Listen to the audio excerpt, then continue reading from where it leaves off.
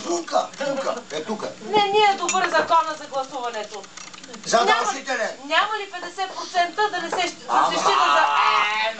Аз ще оля гласувам 5 часа, няма 50%. Вие стоите на топло. Не, задължителна глоба, както има в много държави. Средна работна заплата като припука, що без основателни причини ходиш да гласуваш, ще оправи работата. Че на кого да гласуваш? Его. Тамане, нека тук сега да стане, ляп да стане, кой ще живее, кой няма да живее. Ами кога са били комунистите, се е ставало. Аз чакам и купони след нова година. Ами чакам ги. Тогава какво ме? Ставало ти, те го казват, да сега ги обете, пък като имаш всичко и па не мога да си го купиш.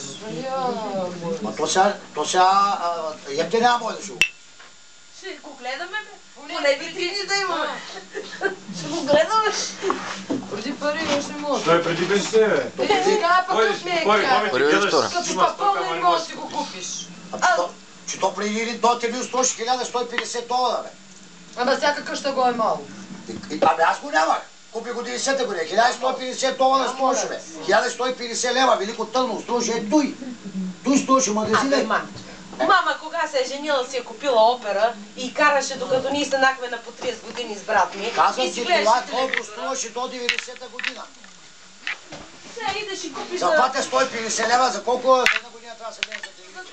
За 200-300 лева телевизор ли? Па един взима 1000, па другия боска за по 200 лева по... Кой твой взима? Кой ти направи него? Равноправието беше при комунизма. Уж всички равни. Уж всички равни. Майо, да си економисвал от закуски, да имаш всички равни. Да не си сиял закуските. А за какво сега на работа не закусвам? За какво не закусвам? То защото живеехме добре, зато и сега плащаме 11 милиарда. Фабриките произвеждат, ама нищо се не продават. Дава и заплати, нова година в 1 май. Хората взимат заплати, работа, опати, ама си... Те беше? Да, ама сега какво? Ама и манифестациите бе обави. Поне не работиш на манифестация. А па сега е сега връщаме привикоци, връщаме девня, парите, връщаме и те цима, и са ги вълнава. Как ги връщаме? Част по политика ли във веси? Обаче ти като дойдеш тук и аз не чета вестници, защото Бранчо дойде да ги разкаже. Къде ги четеш вестници? Тя работа... Не е ясна работата.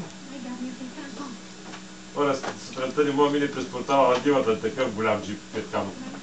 Суа, той не мога да